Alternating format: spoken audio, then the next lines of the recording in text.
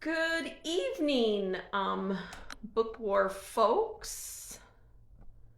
Okay, and I need to click this so I can broadcast with Haddi. 1 second. Next. Okay, hold on. Sorry, Haddi, it's the first time I've ever done this, so it's making me do all the things. Here we go.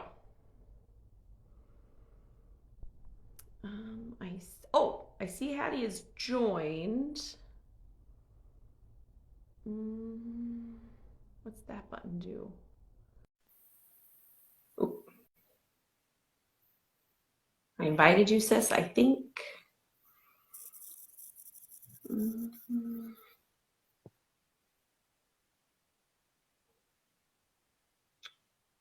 Maybe you're going to get a little thing that says, we've never done it on Instagram before, so it's new stuff, new technology.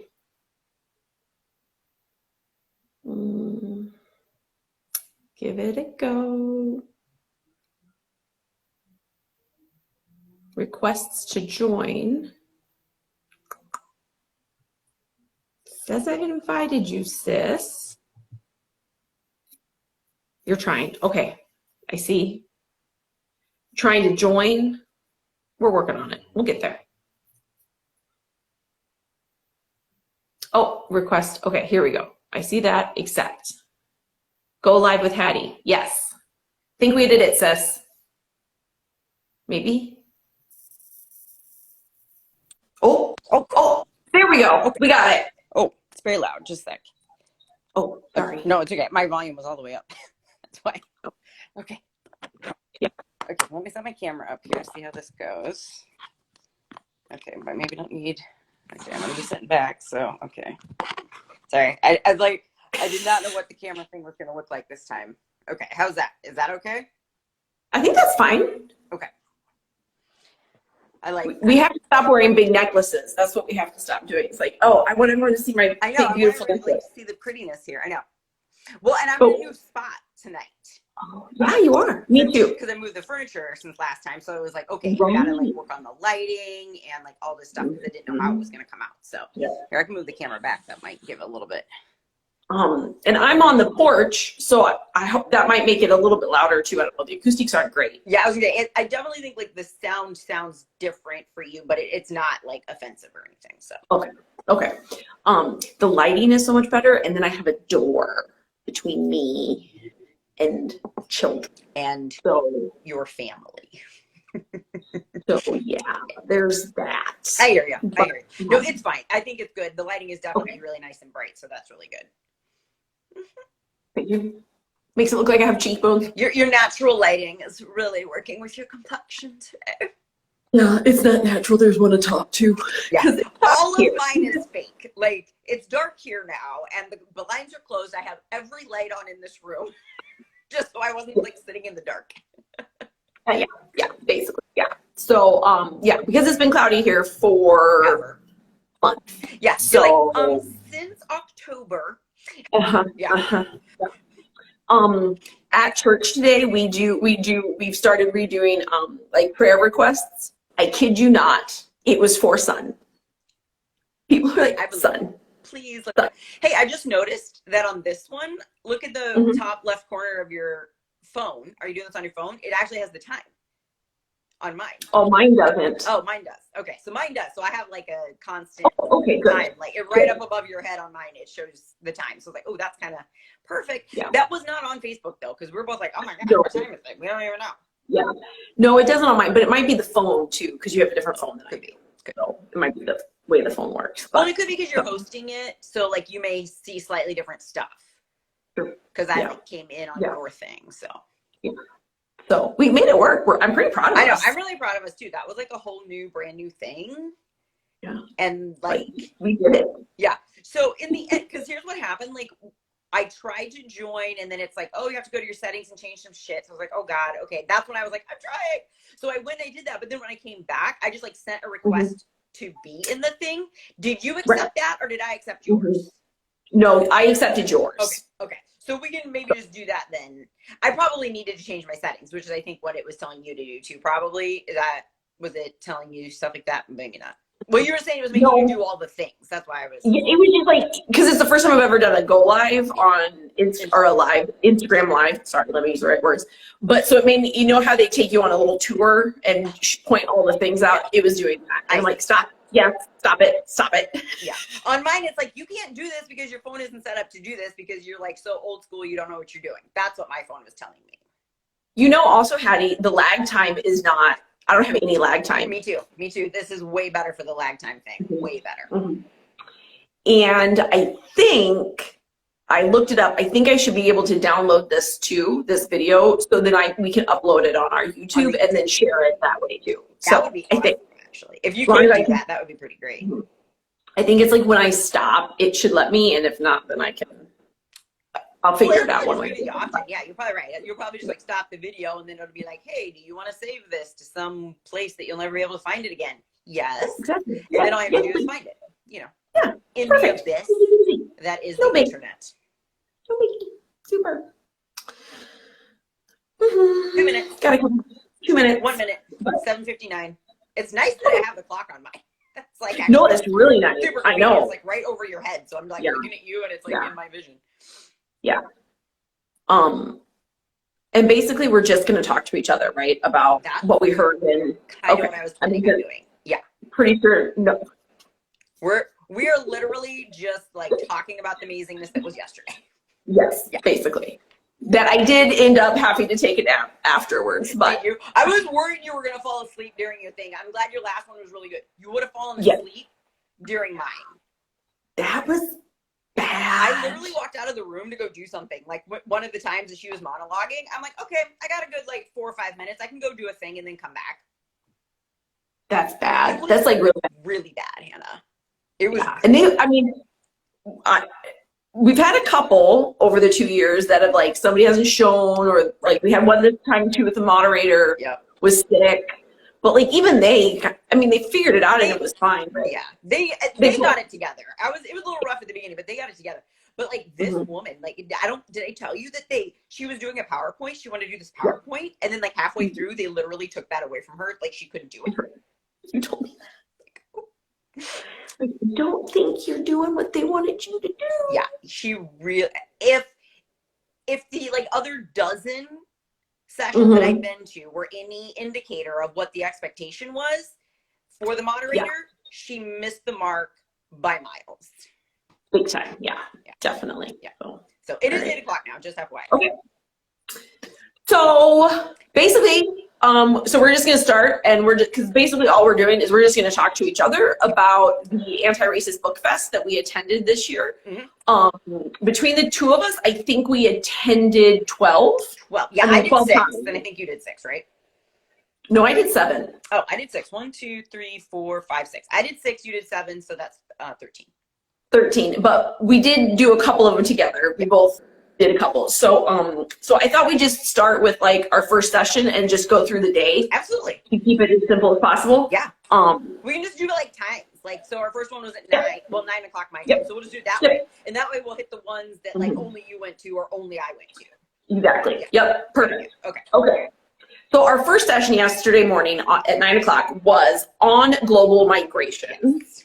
We both went to it, and it was excellent. It was fantastic is what it was.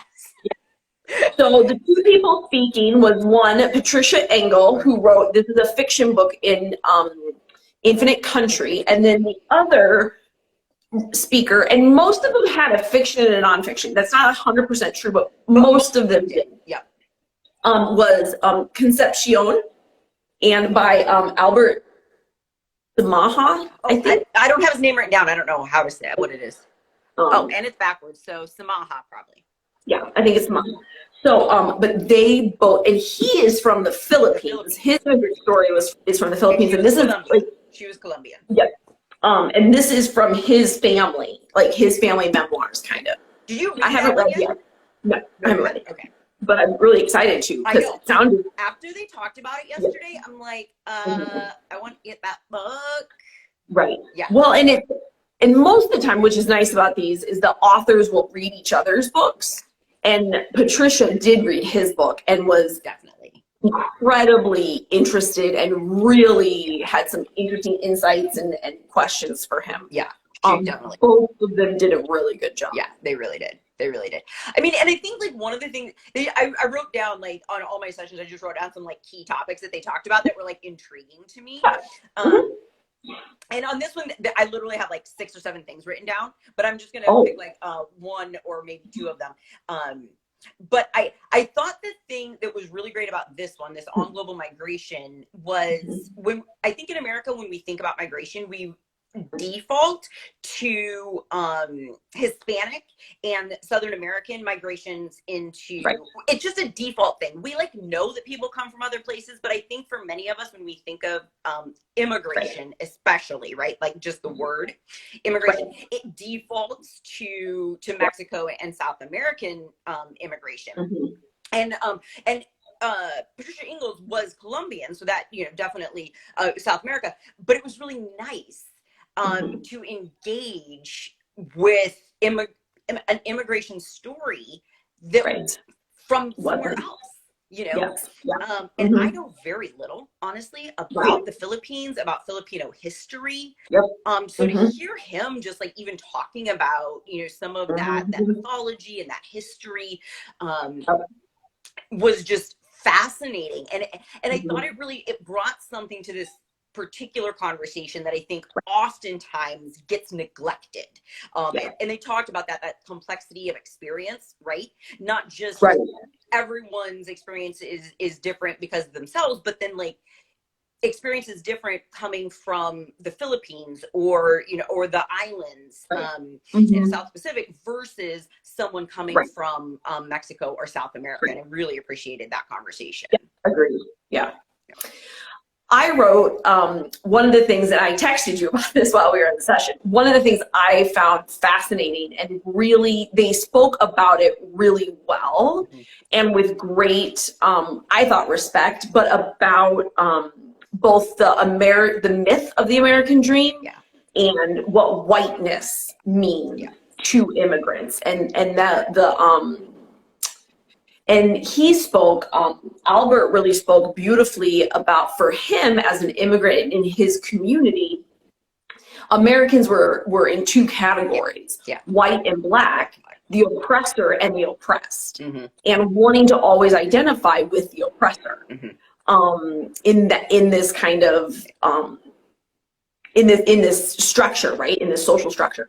And so I just thought it was really interesting. And then talking about that in regards to the American dream and the mythology of the American dream. And I thought Patricia did such a wonderful job of talking about both like myths aren't in and of themselves bad. They're necessary for us to have story and for us to have collective story.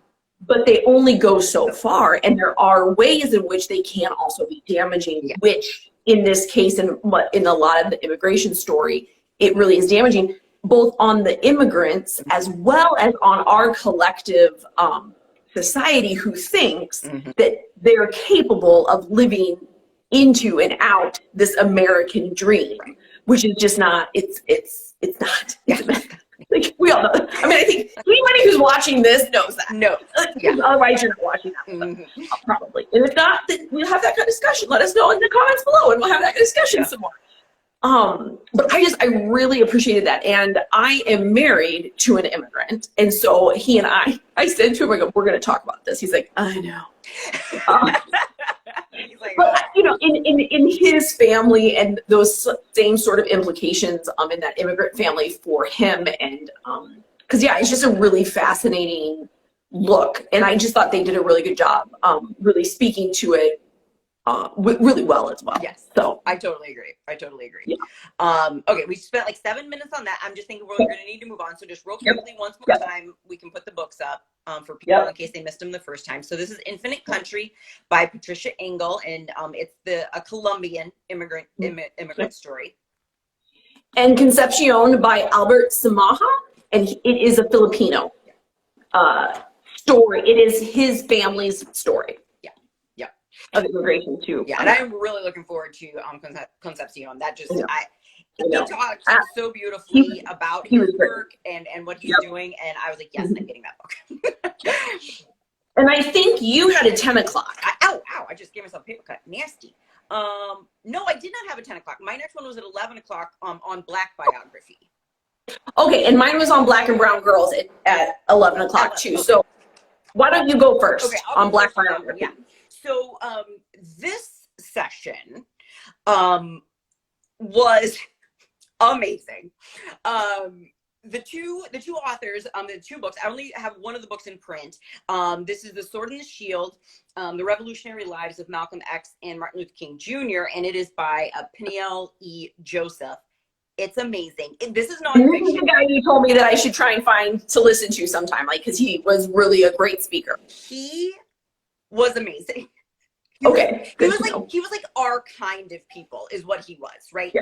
He super intelligent and eloquent, but oh my gosh, he loves his soapboxes, which anybody who listens to you and I talking ever knows how much we love our soapboxes. If you've ever talked to us, period. Yes. And it was I think the funniest part of the whole thing, I'll tell you about the other author here just one second, but they were opposite ends of the spectrum personality wise. She was very reserved, Keisha and Blain, and she wrote Until I Am Free, which, and then the subtitle that but it's the Fannie Lou Hamer story. It's Fannie Lou Hamer. Yep. Her enduring legacy to America. I think it was Fannie Lou Hamer's enduring message to America, I think. But Keisha and Blain, and she teaches at University of Pittsburgh, so she's actually just like right down the road from where I live. I'm like, hey, can I like call you up? No, that's not gonna happen, but it would be amazing because she'd be like, you're a crazy person. Well, she wouldn't be wrong. The funny thing is these two, they knew each other. They had clearly like interacted before and knew each other, which was really great. But she's just real reserved, you know, just personality wise. She was really reserved, very just eloquent, and she just sort of answered the questions and then, you know, threw it over to him, and they had a really great rapport. But like then when he would like just start it on something and then it would just keep going. He would just totally soapbox just exactly the way that Hannah and I will totally soapbox when we get on those boxes, and it made it so much fun because she, like, just watching her reaction to him was really sort of endearing because she's sort of just like giggling at him too, right? Because he's soapboxing, and his soapbox was completely legit, and everybody knew that.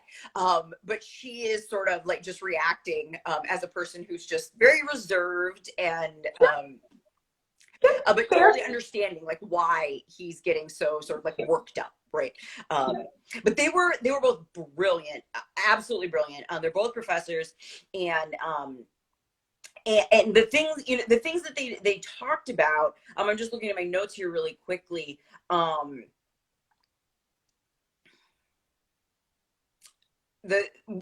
sorry, I was just reading my notes there really quick because I knew this was an important thing that I real quickly wanted to mention. That the thing that they talked about, like, is the power of Black biography on American history, right? Like, why is it necessary? Why is it important?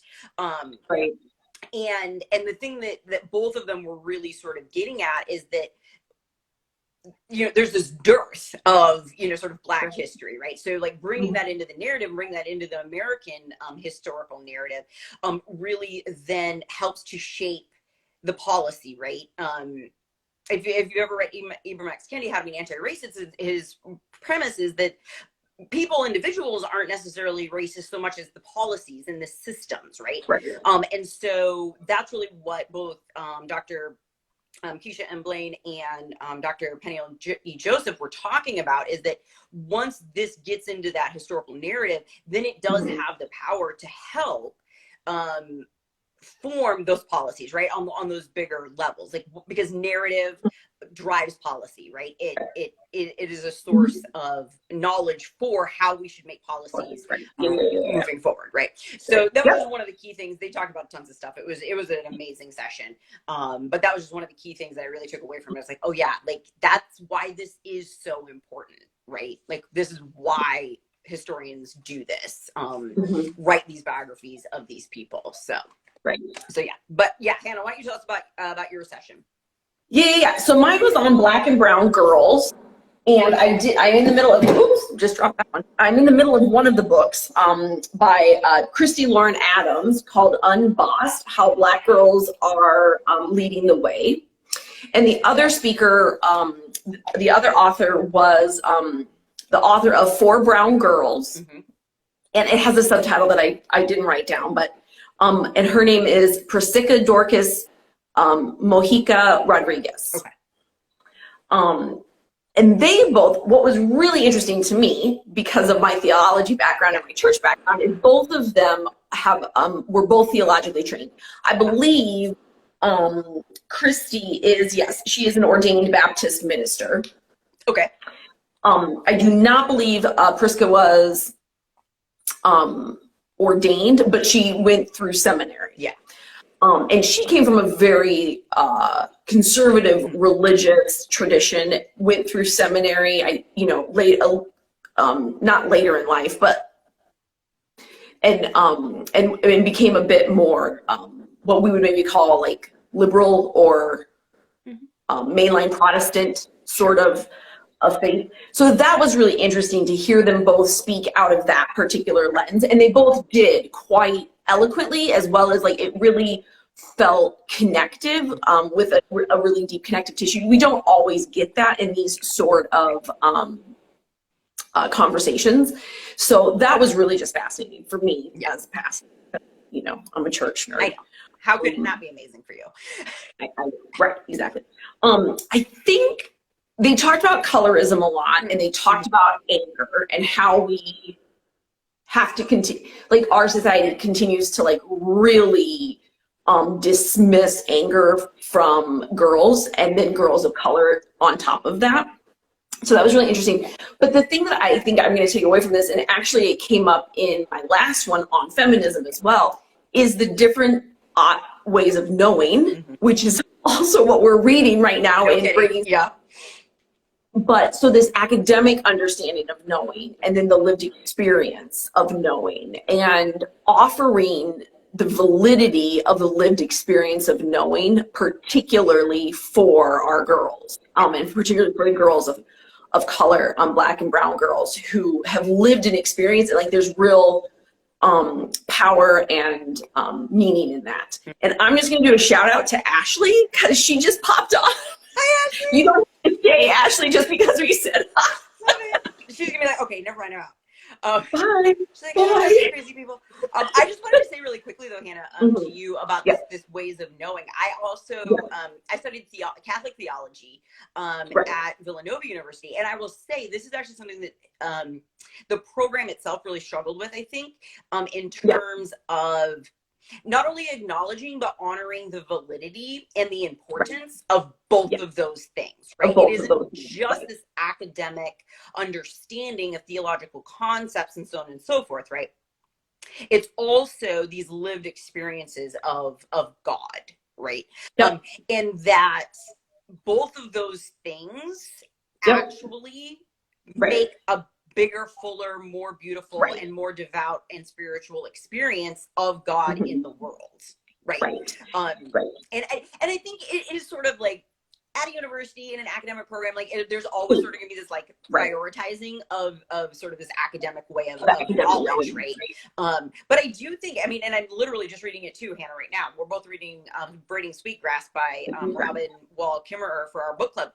And this is exactly what she's talking about. This whole book is about this, about ways of knowing and how knowing in different ways actually expands our understanding of the universe and our lives and ourselves. And for those of us who name ourselves as Christian or faithful in any way, like of God, of the divine, it's a larger way of knowing. It's not so restrictive. Right. So, So that was really, really interesting. And the power of that for Black and brown girls, particularly in a society that really marginalizes and devalues and dismisses their lives. It just shuts down their whole experience. Like it it just doesn't matter and it doesn't exist, and we're not even going to acknowledge that it does. Super frustrating. So, what time is it? You got the time? We're at 8:17. Oh, okay. We're doing okay. Yeah, we're doing all right. We're at noon. We're also at noon in our list. So we're doing good. We're doing good. So at noon, Haddi and I, we both went to On Indigenous Justice. Yes. Which was really very interesting. This was the one where the moderator, unfortunately, had gotten sick and so wasn't able to be there. But it was also just interesting because we also are reading this Braiding Sweetgrass, which is about Indigenous wisdom and Indigenous knowing. So it was just a really nice kind of connection. So how do you have the book there? I've got the removed. Did you have that covered with Night? No. I don't have it. Oh my gosh, Hannah, I'm like, Oh. If I have to buy that You book, were so fangirling over that book and that lady. I couldn't even you were, It was amazing. Here's what I have to say though, is I'm really glad that I actually bought this book and read it. Because if I bought that book and read it, I would have been like, oh, I don't care about this. I wouldn't have ever read this one. And this was such a good book. Really good. It was really, really good. It was. I think, I'm just going to say this really quickly in terms of themes for that particular session on Indigenous justice. The depth, and I think both of them did this in different ways, but the depth of how did I write it? The exploration of trauma. Yes. And the residualness of trauma, both on the human as well as what Brandon Hobson. Brandon Hobson. Yep. What Brandon Hobson talked about was the trauma, the experience of trauma, and the ripples of trauma on the land. Yes. And in this more corporate understanding, which I was like, I really want to reread The Removed now because I so enjoyed it as well. But I also feel like I have a much better grounding in not only what he was what he was exploring, not his intention, but as an artist, what he was exploring, as well as I do those Tisala chapters, man. I want to go back into that. And read them. That mythology. And read them. Yeah. Yeah, Tisala was a bit of a mythological creature. Character. Not a creature. Yeah. Character. Yeah. That's the word I'm looking for. Thank you. So anyway, it was really interesting. I agree. And I thought her book sounded, I don't even like history. I know. I was like. Well, and that's the thing too, is she really talked about the trauma in the sense of, with her history that she did for this, which was an investigation. There was these really great records of a murder of a Indigenous man out here in Pennsylvania, actually, which also piqued my interest, of course. By some English settlers, and there's just these amazing records. So she was able to really document this and talk about understandings of justice from the English perspective and then from the Indigenous perspective. And so I think that's a lot of what she's doing in that book. But in terms of the trauma, I loved her whole conversation about that this crime that happened, we would call it this crime that happened, this murder that happened, was actually a trauma to the community. Yes. It wasn't just a trauma inflicted on this one individual by these other individuals, right? Yes. This wasn't an individual trauma. This was a trauma to this whole community. And how understood as communal by the Indigenous people. Yep. Yes, by the Indigenous people. Sorry, yes, you're right. The English did not think of it this way. You're absolutely right. Thank you for clarifying that.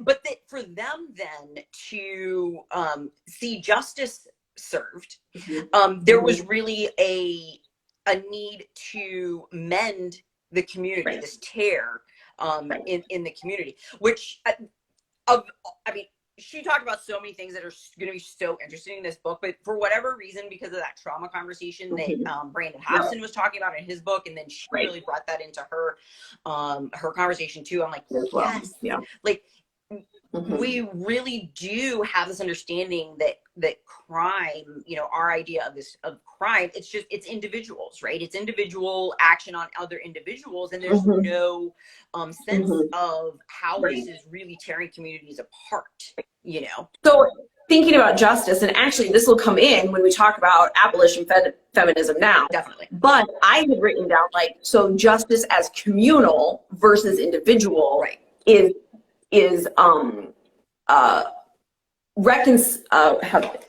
restorative justice versus punitive justice. Yeah. And we're so deeply ingrained with punitive justice on so many levels that it's so hard for us to even consider what that would restorative is about, restoring the community, restoring trust, and then going what's the next one? So that's restorative, and then is it transformative or The transformative or is it justice? transformative first and then restorative? Now I can't remember.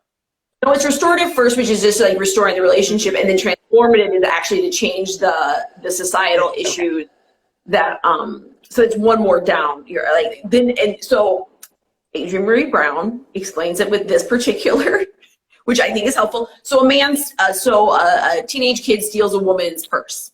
Okay. So in our world, punitive justice, which is what we would do, he would just go to jail. Yeah. Pay a fine. Pay a fine, whatever. Yep. Right. Community service. Restorative justice, they would restore that relationship. There'd be some mediation, that sort of thing. Transformative justice is going further to say, well, like, okay, that's great, they have a relationship, but the things that caused him to steal her purse, those injustices still continue to thrive in this community. So who cares? Like, I mean, you do care, but like, so that is, I think you're right. I think it's transformative justice. So that's, but that's such an interesting conversation.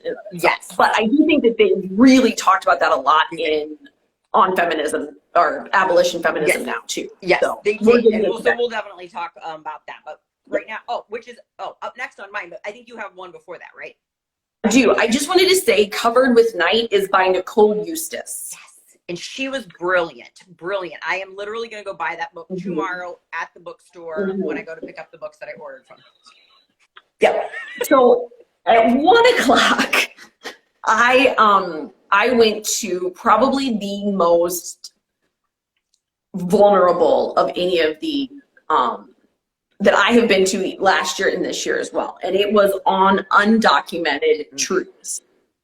And so again, we were offered 2 books, and they're memoirs, real stories of real people, and these authors were both there. And the way in which they chose to be present to each other, as well as this community, whatever that was just deeply pulled back, the veil pulled back. And it was just a really touching, meaningful moment. So the 2 that this one is, the 2 books is, one is Children of the Land by Marcelo Hernandez Castillo. Poetry. Like, he actually wrote a couple of books of poetry first. Pure poetry. It's not a book of poetry. It's prose, but beautiful prose. And he is telling the story of his family and their undocumented status and some of the stuff that they go through to get through that, or not, as the case may be. And then the other one, which has been really popular and out there, and I think Haddi and I will be reading it this month, is called Beautiful Country by Qian Julie Wang. And it too, so this again is from the Southeast Asian perspective of immigration and her parents and her story I think it's from I haven't read it yet, but based on what I've heard so far, it's her story as a young girl, and understanding what undocumented was, and the silence and the pain and the shame of that. And I think the weight of the silence and the fear, and both of these 2 authors now have a level of security in terms of their status here in the United States, and yet both, you could see it as they spoke, as well as they both articulated in their own ways that didn't fix anything. Like the level of trauma from the shame and the silence and the constant fear is so deeply part of who they are now, that just being secure in a way of status or documentation, like they're still wrestling with so much of those identity issues. And it was deeply powerful, and both of them spoke to this, to be speaking together, to be able to have both of them have, like, Qian Julie said she's spoken a lot. She's been invited to a lot of panels with Southeast Asian authors, a lot of women panels. This is the first time over the last 1.5 years since the book's been published that she has actually spoken with another undocumented someone who's had that experience as well. And she was like, it's deeply powerful for her. And really, I think she spoke to it a little bit on her Instagram story too, about just the healingness of that, to be able to speak to somebody who you don't have to explain it to, who just gets it, those deeper core feelings that are still there, even when, you know, So it was, I'm very much looking forward to Beautiful Country. I loved Children of the Land. And yeah, I think that story and that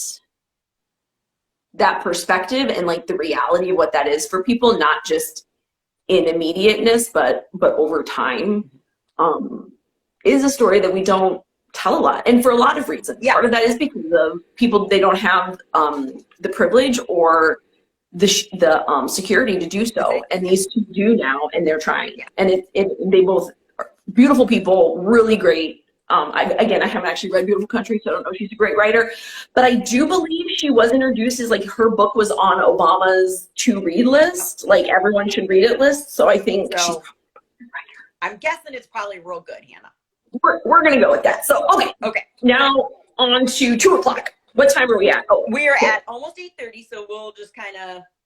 We're doing okay. We will another 15 minutes. So I was totally fangirling on this one. I really, really was. I cannot even with Angela Y. Davis. The first one I read of hers was Women, Race, and Class. It blew me away. It's like literally like one of my favorite books. It's like horrifying. What she's doing is like, it's so poignant, but it is so well articulated. And it gets to the heart of the matter. And I feel like that is Angela Y. Davis. And I love that about her. She is unapologetic and she's brilliant. And she can write in a way that gets to the heart of the matter and everybody can understand it if they're willing to listen, which not everyone is willing to listen. Not the Angela Y. Davis, no. But she's amazing. And she and Gina Dent was there yesterday, and Erica Miners was there yesterday. Unfortunately, Beth Ritchie wasn't able to make it. She's the fourth co-author on Abolition Feminism Now. And this session, it was just amazing. It was literally just these 3 women, and the moderator was fantastic too. She did great on that session. And it was Rachel Carlisle. For those of you who might know, Rachel Carlisle is pretty well known on Instagram. And she was brilliant too, just like FYI, totally brilliant. And she's an author. She wrote My Body Keeps the Score. No, that's not right. That's not right. Okay. But it's about body. I can't remember it. That's not right. I'm pretty sure that's not right. Okay. But like My Body is Not an Apology. That's what it's called. There you go. This book in particular, this book was really, and then they used the word genealogy in the book, and they used it quite a bit yesterday when they were talking about it. Most people would sort of like read it like I read it, and it's sort of like this history, but it really is sort of this genealogy in the sense that it really is sort of tracking the evolution of this particular, these 2 particular ideas, and then how they are intermeshed, right? Abolition, right, the dance between them, feminism, right? And these women, of course, are absolutely amazing. This is a movement that's really driven by the passion and the work and the efforts of Black women, trans people, queer people. Also, I mean, and a lot of the work that they're doing is in the prisons. And so a lot of the people who have been imprisoned are doing a lot of the hard work of figuring out how to do this better, right? And these women are talking to them and they're working with them to not only sort of get rid of this, industrial prison complex, and figure out something else, anything else, not anything else, but something better, and really doing the hard work on the ground, mobilizing, doing the movements, winning some, losing a lot, kind of thing, a lot of frustrations, a lot of ups and downs, and this book really sort of tracks that, and that's why it's sort of, they talked about it as a genealogy. So anyway, Hannah, did you want to just mention maybe something, that they talked about? So I had 2 things I only put 2 because I figured you were going to talk, because I haven't read the book yet. I have it, but I haven't read it yet. One is just their decoupling. And again, this goes back to kind of where you're talking about justice, indigenous justice, but the decoupling of crime from punishment. Yes. Yeah. And really understanding that crime is just sometimes people are currently incarcerated for crimes that are no longer crimes. Yeah, it's relative, right? And it changes. Right. What crime is changes over time and changes over place. Right. Yep. So I just thought that was such an interesting, and they talked about it for a while. It was just interesting because, right, we think of crime and punishment because of that Foucault. Russian novel. Yeah, Russian? No, French. Foucault. French. But then the other piece that they said, which I thought this was really, really helpful, was feminism without abolition replicates the worst structures of punitive justice. And I think in my next one, or in my last one, which was on feminism, and the book is actually called Against White Feminism. Right. And I think that's exactly what they were saying. What her name was, Rafia, was like, that was the piece that she was just driving her crazy about white feminism, is that it continues to replicate the worst structures of this punitive justice against class and race and yeah. So I really appreciated just that succinct language that was like, okay. And like, that means a lot. Yeah. There's a lot in that. Right. But it was just a really helpful like encapsulation. And I don't know if Angela Y. Davis said it. I can't remember who said it. Oh, I don't even remember who said it. They were also brilliant. It was just like, yeah, but it was really helpful for me. Yeah. So yeah, that was a super great session for sure. Yeah. For sure. Our next session we both went to together too. That was on 1619, which is Nicole Hannah Jones. Hannah's got it. There you go. Nicole Hannah Jones, 1619 project, which is amazing, by the way. Hannah and I both listened to it. And then also Ibrahim Kendi, and he wrote 400 Souls. Well, he edited it. It's actually, there's 80 different writers in this book. 80 different writers. Oh, this is Keisha and Blain too, the woman who did Keisha and Blain, who did nice. Fannie Lou Hamer. Yep. So anyway, both of them are compilations. Yes. Of writers. I would say, because I haven't finished 400 Souls, I have finished 1619. So I would just say the difference between them, they're both compilations, so they both have, they're the editors, and so they've put together these, the organization and the structure and all that, and these compilations. 1619 is very much history for history's sake, so it's research. There's lots of citations and lots of that kind of stuff. So it really is history for history's sake. It's brilliant. It's like a history person's like crack. Yeah, it's absolutely 100% over the top amazing in what it's doing with this history and how it's written.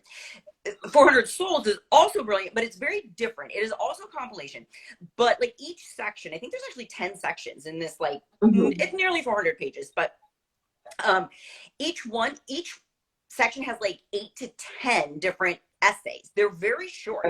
They're just a few pages, and they're historical, but they're more reflection on these historical moments that they're talking about. So sort of like a quick kind of explanation of the historical moment, but then it's very much kind of an essay on sort of that repercussions, right? The reflection on that, how that's affected people after, and so on and so forth. So it's very different in that sense, but it's also just really great.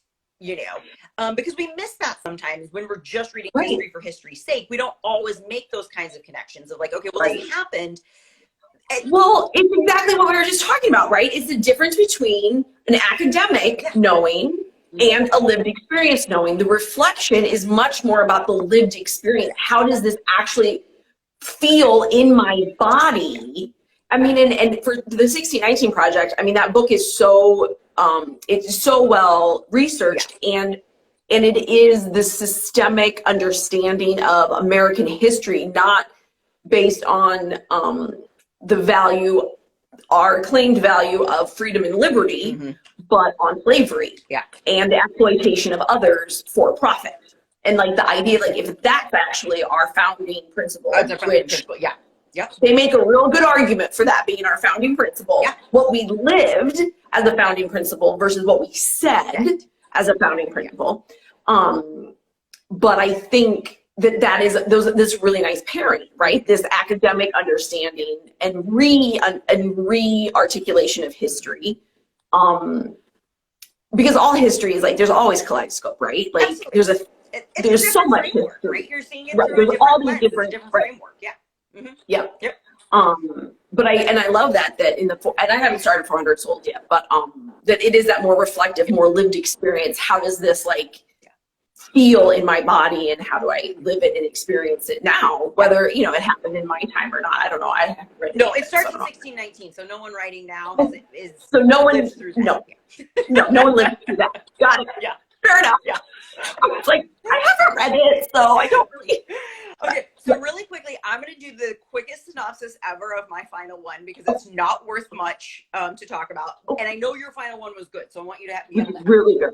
So, my final session, the authors were Claudio Sant, and he wrote Unworthy Republic, The Dispossession of Native Americans and the Road to Indian Territory, which I highly recommend. I love this book. It was so well done and so readable.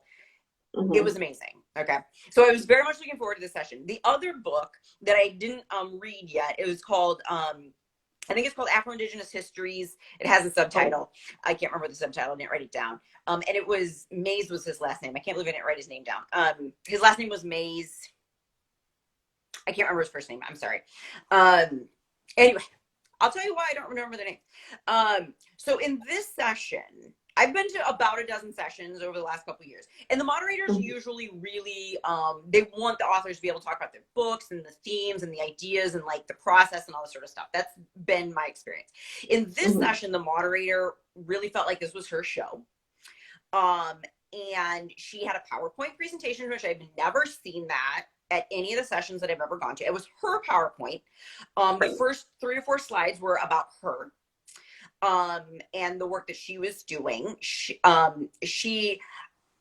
don't know that I've ever had a moderator ever. I'm trying to think if I've ever had a moderator other than their title or they have a, because they all each of these sessions is also tied to an independent bookstore. And so sometimes the independent bookstore owner who's kind of speaking to that would speak to who the moderator is, but I don't know that I've ever had a moderator actually talk about what they do. No authors spoke in this session until more than 15 minutes in. The author of this book didn't speak until more than 20 minutes in. I did not hear their voices. So that was very disappointing. This session was just very disappointing to me because this book was really amazing, and I really would have liked to hear him talk about his work. And I would have liked to hear the other author talk about his work as well. But even in situations where literally like one author would finish answering the question and directly throw it over to the other author and say, oh, okay, and what do you think, other author's name, literally the moderator would jump in, give us a 5-minute synopsis and her understanding and blah, blah, blah, what the first author said. And then she would hopefully let the other author talk. It was very disappointing. So I'm just going to leave it at that. I don't need to like beat this dead horse. What was the name of that one? Of the book? On Indigenous History? This was on Indigenous History. Yep. Okay. Yep. And the other anybody see a theme on Hattie's? They were all history ones. A lot of history for Hattie. You love it. You love it. Your biography. But that was it was just a bummer too, because that was my last one of the day, and it was sort of like, oh, I kind of like left it on kind of a bummer of a note, but all the rest of them were fantastic. So these things happen, and this book I highly recommend. Super, super, super good. So awesome. So my last session was on feminism, and I actually don't have either one of these 2 books yet. They both come out later this year in paperback, and so I ordered them because I'm me, but they aren't out yet. So, but they are, hold on, I wrote them down. One is Against White Feminism, which I already spoke to by Rafia Zakaria, unless that's a V, and I wrote and I can't read my own writing, which is very possible. And this other book was The Right to Sex by Amia Srinivasan. I think I said that right. Srinivasan. She is a philosopher. I was looking her up, and because you would have just like so fangirled over this woman. She was just so your kind of person. Yeah. But she's a philosopher, and I was like, oh, it made a lot of sense. Yeah. But these two women had a really wonderful rapport with each other. They both had read each other's work. The moderator, I can't think of her name right now. She was great. They again spoke to the academic knowledge of knowing around feminism versus the lived experience of feminism. And they had this really interesting conversation about like, Amia kept talking about like that sometimes the academics like to think that they like made feminism, like it's their thing, like they did it. And she's like, they didn't do it. That's not how this works. That's not how it works. But like there is this like intertwining over time in history that has happened. And then Rafia was really generous with her own life story about living feminism and the choices that she had to make to like she spoke to the choices she had to make to leave a bad situation, and like that there were women who knew enough to help and say yes when they didn't have to. And that's feminism. Like that's feminism. And so that was really beautiful. And they did a really nice job together. In Rafia's book Against White Feminism, she has a chapter called The White Savior Industrial Complex. I love that. Which I'm so excited to read about. But it is this idea, and it's the global understanding of the white savior industrial complex, where we send money and we want to help and we're going to give you all of, these things, and how that sort of, and it's all about virtue signaling, right? Like us feeling better about ourselves, feeling like we're doing our part. And I would say that comes out of a very white Christian identity in America. Well, it's just the newest iteration of, the white man's, oh crap, right? I just lost it. The white man's, oh my gosh, Haddi. I don't know. Sorry, I would totally finish that for you, but I don't know. No, it's just the colonial idea that the white men have to go and civilize the world, but there's a name for it, and I just completely. The white man's burden. Oh my God! I don't know why that lost a lot. It's called the white. Oh, the white man.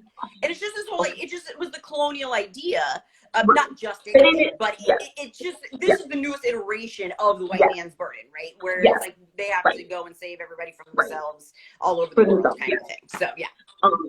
And then at the very end, they had this. It actually went over, and I stayed because it was really fascinating. But they were actually having a conversation about the difference and between solidarity versus allyship. Oh, okay, yeah.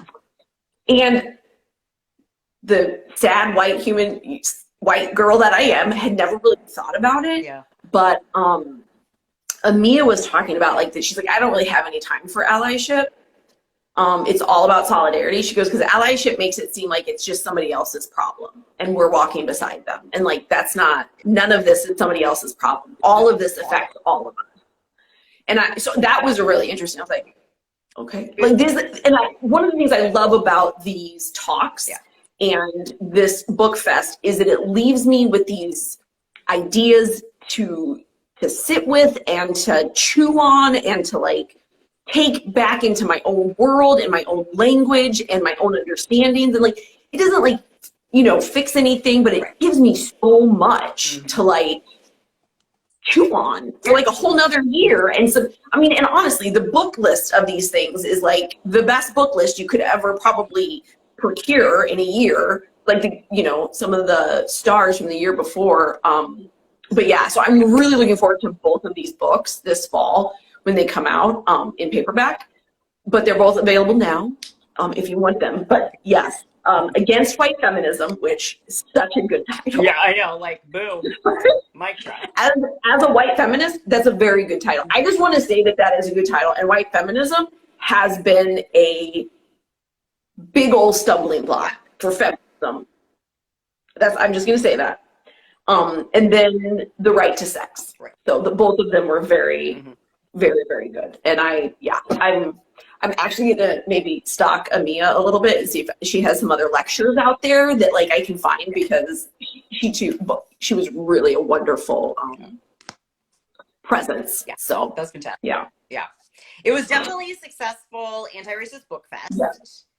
Yes, absolutely. For sure. It really, really was. I actually adored every single book that I read, which you really did, and that's rare for you. That is very rare. I am so nasty sometimes, and like things really just are. If they do, I can be not nice. These were all amazing. Every single one. And even the fiction, and I am gonna say, just to prop Haddi up a little bit, because she loves fiction, that's not the thing, but like this kind of fiction isn't your norm. Not my go-to, definitely not, but. And then The Removed does dwell in some like spiritual landscapes that are not your cup. Nope. And you called me and were like, I want to talk about this. Can you read it? Because I want to talk about it. I know. I'm like, read this book, Qian. I want to talk to you about this book. Because it really, it hit me. It really, really did. And that does not, honestly, well, let's just say it doesn't happen that often. We'll just say it. It doesn't happen that often. Particularly with modern novels for you. Yeah, that's not. Sort of just not my thing. And but that one, it just, like, there were things in there that it just really latched onto. For whatever reason. It was really a brilliant novel, I think. It's definitely going to stay on my shelf, and it's definitely going to get read again. Like, I think so too. Bad about that. There's so many books to read, but I think it's worth reading again. And it's not a long read. It's pretty quick, short little thing. So and it moves pretty quickly because it's like character-based, different characters, but for each chapter, it's very good. It's very good. And I would just say for those, Ashley, who's watching this or anytime though, but like if you do deal with grief and that book would be a really good like entry into, not just entry, but like it's a really interesting place to kind of like roam around in. The way he deals with the different people have dealt with a major grief and trauma. So it's I think for folks who live in that world, it's a helpful book too. So resource. And we do have to give him props for writing good female characters. The other author at that session mentioned that. And I do think she was right. His female character, he's a male author, and he wrote 2 female, mom and sister. And they were both complex and brilliant and well voiced. Well voiced, and I hadn't even really thought about it because that's how well they were written. I just felt like I knew them, and she did mention that. I just lost her name. Sorry, it's right here. Nikki something. Her name was Nicole something. Eustace. Eustace. Nicole Eustace. But she was very complimentary of his work as well, which I thought was really she was. So but, and it deserved it too. She wasn't just like paying lip service, you know. No, So well, that is 2022 Antiracist Book Fest. I'm a little worried that they're going to start going back into in person next year now. I don't know. We'll see. I really like it this way, but we'll see what they do. Well, I mean, I'm sure it's like super well attended. So, I mean, because there's got to be people like going to this from all over the country that like, if you made everybody come to Boston, like it's not going to happen. Probably all over the world at this point because, well, like, I think Amia was, I think she was in the UK. I think she was in the UK. Like, you know, so yeah. I might be wrong about that. I could always be wrong about anything. Yes, you could. I will also say, just as a disclaimer, I don't know, disclaimer is not really the right word, but that I did try to go and listen to everybody's names to say them properly, but I also know that when I get in the moment, I get a little, so I may have said people's names inappropriately, and I will just own that as me. Like, so, yep, that's all I'm gonna say about that. Sounds good. It was a great book fest. I'm really glad that we did it this year. And I was very, very pleased with all of the books that I read. I really was. Yep. We only have 20 seconds left before it's going to cut us off. Okay, so we gotta go. We gotta go. Thank you, everyone. Whoever might watch this, and join us on the book floor. Bye. Bye, everybody. All right, bye, sis.